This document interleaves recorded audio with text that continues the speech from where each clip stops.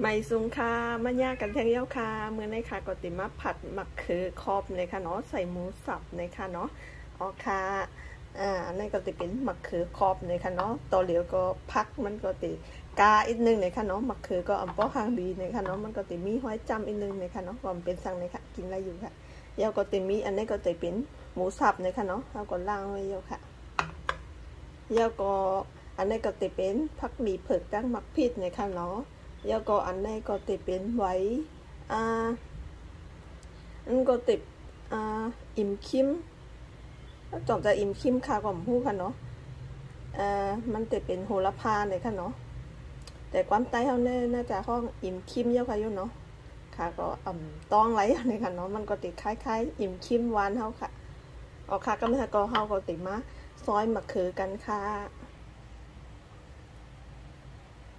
ออกค่ะก็ไม่เขาก็ติดซอยหมักคือเขาในค่ะเนาะ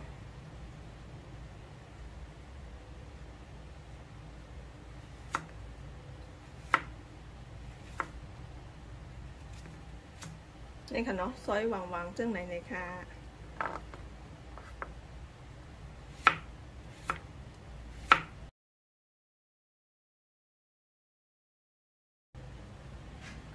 ออกค่ะก็ไม่เพราะว่าเขาซอยหมักคือเขาเยอะในก็เขาติเอามาแจน้ำกือในค่ะเนาะใส่กือค่ะ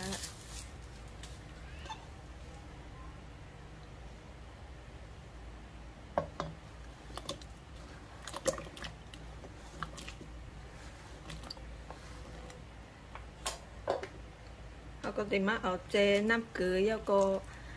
แจไว้หมอก5 นาทีแล้วก็เอากวาดล่างแทงกำหนึ่งในค่ะเนาะมันก็ติดจอยให้หมักคือเขาล้ำในค่ะเนาะเขาแจน้ำกือไว้นี่ค่ะมันติดให้ไทยหมักคือเขาล้ำค่ะกันในเขาก็ติมาตำหมักพี่เท่าไว้ในค่ะเนาะ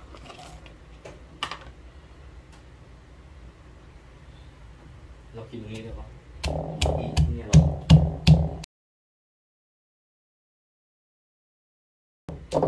ออกค่ะมองง่ายก็ไล่ยังในค่ะเนาะกำไรก็เขาก็ติดกับผัดคือกันค่ะออกค่ะกำไรเขาก็เตรียมตังมอยแล้วก็ใส่น้ำมันค่ะ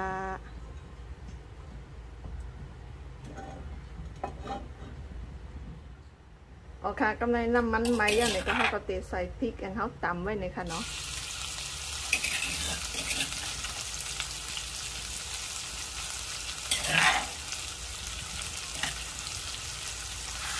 แล้วก็โคให้มันหอมๆค่ะ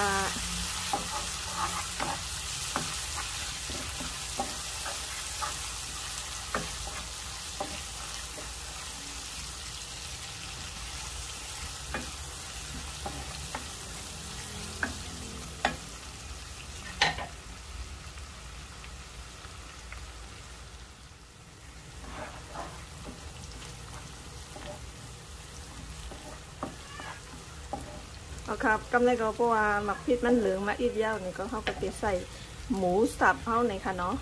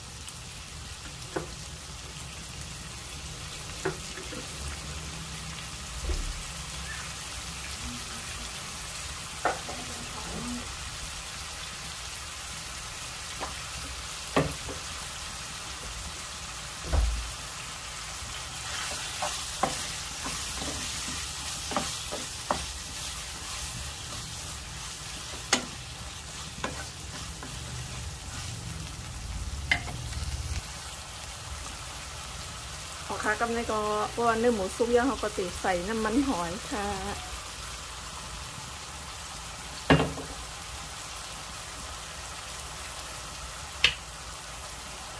แล้วก็ใส่ซอสค่ะ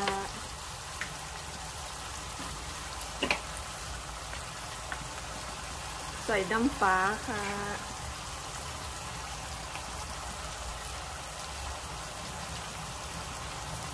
เดี๋ยวก็ใส่ผงหวานค่ะ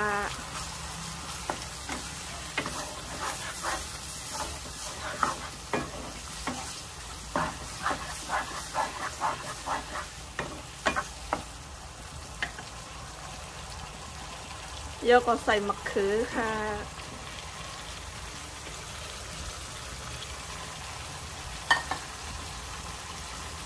เดี๋ยวก็ใส่น้ำอีกนึงเลยค่ะปิดฝามันไว้ก่อนเลยค่ะเนาะอย่าก้อยค้นเลยค่ะเนาะเพราะว่าเขาค้นเยอะเพราะว่าเขาใส่ค้นกำเดียวนี่มะเขือเขาติดล้ำเลยค่ะเนาะ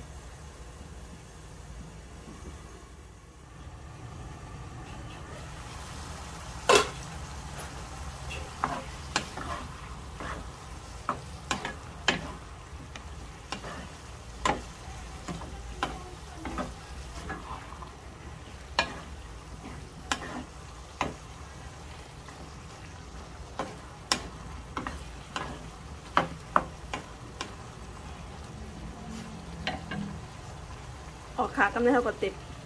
เขาก็ติดอุบไว้ให้มะเขือเขาป้อซุกหน่อยค่ะเนาะเอาคั้นได้ค่ะเนาะมะเขือเขาก็ซุกแล้วหน่อยค่ะเนาะมันลำเลยค่ะเนาะเดี๋ยวก็กำลังเขาก็ติดมาใส่ผักเข้าหน่อยค่ะเนาะใบโหระพาตรงนี้ค่ะ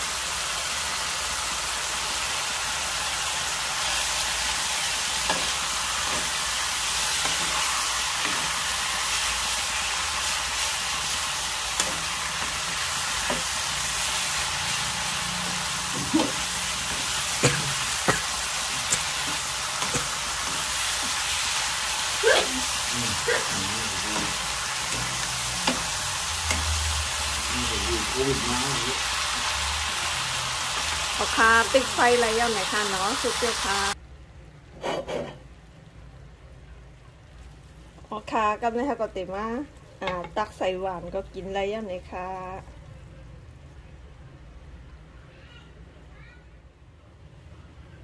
อ๋อค่ะนี่ค่ะเนาะลายเฮ็ดมันก็ง่ายๆเพิ่งเลยค่ะเนาะลายเฮ็ดมักคือล้ำเลยค่ะเนาะ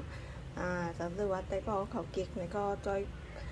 กดไลค์กดแชร์ปันอีกนึงเลยค่ะเนาะยินชมใหญ่ๆน้ำริมมาปันเอ็นปันแห้งค่ะไม่ซุงค่ะ